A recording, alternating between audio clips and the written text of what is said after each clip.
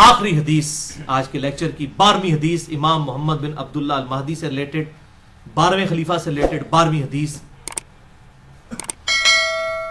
یہ مرفوع بھی ہے لیکن وہ ضعیف طرق ہے. یہ موقوفاً روایت ٹھیک ہے سیدنا ثوبان سے المستدرک للحاکم میں انٹرنیشنل نمبرنگ کے مطابق 8531 نمبر کہ آپ صلی اللہ علیہ وسلم نے فرمایا جب تم خراسان کی طرف سے سیاہ جھنڈے آتے ہوئے دیکھو تو ان کا استقبال کرو کیونکہ فیہا خلیفۃ اللہ المہدی، ان میں اللہ کا خلیفہ مہدی بھی ہوگا. یہ موقوفاً ہے سیدنا ثوبان کا قول، مرفوع ضعیف ہے لیکن ظاہر آپ صلی اللہ علیہ وسلم کے بتانے پر ہی موقوف ہے. یہ خراسان سے جب کالے جھنڈے آئیں گے تو ان کا استقبال کرنا، یعنی اہل عرب کو کہا گیا ان میں خلیفۃ اللہ مہدی ہوں گے. اس سے یہ بات بھی پتہ چل گئی کہ یہ انقلاب جو ہے وہ عربیوں کے ذریعے نہیں آنا، اجمیوں کی طرف سے آنا ہے، کیونکہ خراسان تو یہ ایران، افغانستان اور رشیا، یہ پوری بیلٹ کو خراسان کہا جاتا ہے. اب تو یہ ملک لادہ بن چکے ہیں ادھر سے باہر ہمونی. اب یہ نہیں اب یہاں پر کچھ لوگوں نے لشکر خراسانی بنا لیا، نام رکھنے والا پائی کچھ نہیں ہوتا.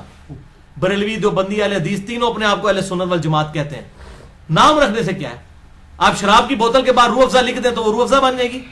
کالا جھنڈا آپ اٹھا لیں تو آپ مہدی بن جائیں گے. نام بھی رکھ دیں اپنے بیٹے کا محمد بن عبداللہ، کسی کا بیٹے کا نام محمد رکھ دیں، ٹھیک ہے جی. کسی آمنہ نامی عورت کے ساتھ شادی کرے، بیٹے کا نام جو ہے عبداللہ رکھ دیں. اس طرح امام مہدی نہ بننا ہے، یہ اس طرح کی جعلی طریقے سے نہ تو کوئی خراسانی بننا ہے تو نہ کوئی یہ کالے جھنڈے اٹھانے سے ہونا ہے. یہ اللہ تعالیٰ امت کو خود بخود اس حوالے سے، ورنہ تو قادیانیوں کا آپ پتہ ایم ٹی وی ہے، مسلم ٹی وی قادیانیوں کا ہے، تو نام تو انہوں نے ایم ٹی وی رکھا ہے، تو قادیانی کیا مسلمان ہے؟ تو اس طریقے سے اگر کوئی لشکر خراسانی رکھ کے جو ہے وہ مسلمانوں کا قتل عام شروع کر دیتا ہے اور وہی کہتا ہے جی میں کوئی امام مہدی کے اس کے اوپر چل رہا ہوں، کالا جھنڈا بھی اٹھا لیا ہوا ہے، تو اس سے تو کچھ بھی نہیں بننا. یہ کالی پگڑی پہن کے تو نہیں کچھ بن جانا. یہ تو سارا میک اپ ہے، آپ کر لیں. وہ اشفاق احمد صاحب صحیح بات کرتے تھے کہ جس جہاز کا انجن خراب ہو چکا اس کو آپ پینٹ کر کے نئی سیٹیں لگا کے اڑا نہیں سکتے، انجن تو خراب ہے نا اندر سے. تو آپ یہ لیپا پوتی کر رہے ہیں، مولوی داڑھی لمبی لمبی رکھ لیں، پگڑیاں باندھ لیں، کرتے شلواریں اوپر اٹھا لیں، ٹخنوں سے گنے پہ اٹھا لیں، تلواریں اٹھا لیں. اس طرح کرنے سے کوئی محمد بن عبداللہ المہدی یا اس کے گروہ کا بندہ تو نہیں مان جائے گا. وہ تو جب معاملہ ہوگا اسی وقت ہوگا. اور اس طریقے سے آج کل یہ میں غزوہ ہند والی بھی اکثر لوگ پوچھتے ہیں، خصوصاً جماعت الدعوہ والے، لشکر طیبہ اور یہ باقی لوگ وہ روایت لے کے چل رہے ہوتے ہیں. وہ روایتیں تو اس کی تقریباً ساری ضعیف ہیں، صرف ایک ہی اس کی صحیح روایت موجود ہے سنن نسائی کے اندر، انٹرنیشنل نمبر کے مطابق 3177 نمبر ہے. ایک چیپٹر کا نام بھی امام نسائی نے باندھا ہے غزوہ ہند کے نام سے. اس میں ایک روایت ہے کہ آپ صلی اللہ علیہ وسلم نے فرمایا، سنن نسائی 3177 انٹرنیشنل نمبر کے مطابق. اور ایک انٹرنیشنل نمبرنگ جو چل رہی ہے وہ اس میں 3175 ہے، 2 کا فرق ہے. بل اس میں یہ روایت ہے کہ آپ صلی اللہ علیہ وسلم نے فرمایا میری امت کے 2 گروہ ایسے ہیں جو کہ اللہ تعالیٰ نے ان کو آگ سے آزاد کر دیا ہے. پہلا وہ کہ جو پہلا گروہ وہ جو کہ ہند کے غزوے میں شریک ہوگا. غزوہ کہتے ہیں لڑائی کو، کوئی بھی لڑائی ہو. یہ جو غلط مشہور ہے کہ آپ صلی اللہ علیہ وسلم جس جنگ میں شامل ہو وہ غزوہ ہوتا ہے اور جو آپ بھیجیں وہ سریہ ہوتا ہے، یہ بالکل جعلی بات ہے. ایسا نہیں ہے، یہ کوئی نہیں. غزوہ کہتے ہی لڑائی کو ہے، سریہ کہتے ہیں رات کے وقت نکلنے کو. تو غزوہ یا سریہ کی یہ ٹرمز بعد میں لوگوں نے ڈیوائز کی ہیں، ورنہ جو یہ غزوہ موتا بولا جاتا ہے اس میں تو آپ صلی اللہ علیہ وسلم کوئی نہیں تھے شامل. آپ تو مدینہ شریف میں بیٹھے ہوئے تھے، جس میں خالد ابن ولید وہ رومن امپائر سے بچا کے لے کے آئے تھے لشکر. پہلے سیدنا زید ابن حارثہ شہید ہو گیا، آپ صلی اللہ علیہ وسلم مسجد میں بیٹھ کے کہہ رہے ہیں میرے زید کو شہید کر دیا گیا، میرے جعفر کو شہید کر دیا گیا، میرے عبداللہ بن رواحہ کو شہید کر دیا گیا. اب اللہ کی تلواروں میں سے ایک تلوار کے ہاتھ جو ہے مسلمانوں کی وہ جو ہے وہ سپہ سلاری آ گئی ہے. یہ صحیح بخاری میں حدیث ہے، میں نے علم غیب والے لیکچر میں بتائی ہے، مسئلہ نمبر 6A میں. اللہ تعالیٰ نے آپ کو دکھا دیا اتنے 100 کلومیٹر دور کا منظر، تو آپ تو موجود نہیں تھے، اسے غزوہ موتا کہا جاتا ہے، حالانکہ غزوہ تو نہیں تھا.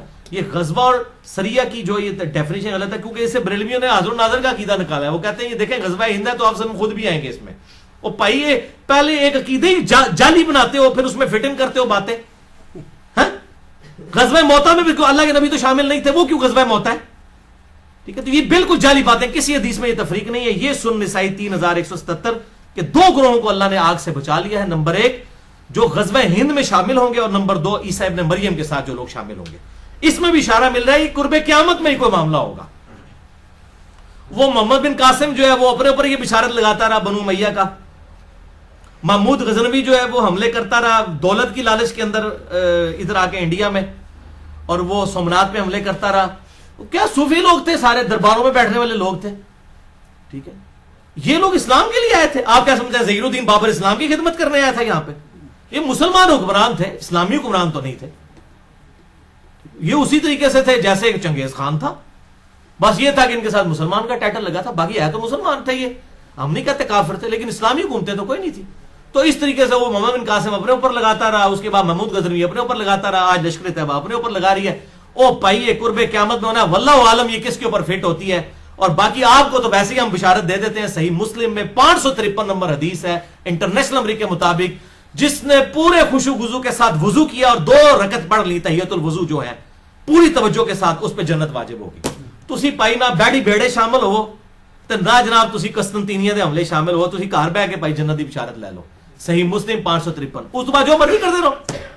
اس طریقے سے نہیں، وہ وقتی طور پہ ضرور جنت واجب ہو جائے گی، لیکن بعد میں بھی کرتوت دیکھنے ہوں گے. اللہ تعالیٰ کی کوئی اسپیشل پروٹیکشن ہو تو پھر ہی بندہ بچتا ہے. تو یہ اس طریقے سے لوگ جو بشارتیں فٹ کرتے پھرتے ہیں، یہ کوئی کنفرم نہیں ہے. میں نے آپ کو مشکات کا بتا دیا ہے کہ اگر کسی کو شوق ہو تو یہ مشکات کا پورا چیپٹر جو ہے 3-4 چیپٹرز کٹھے ہیں، 142 احادیث ہیں انٹرنیشنل نمبر کے مطابق 5379 سے 5520 تک.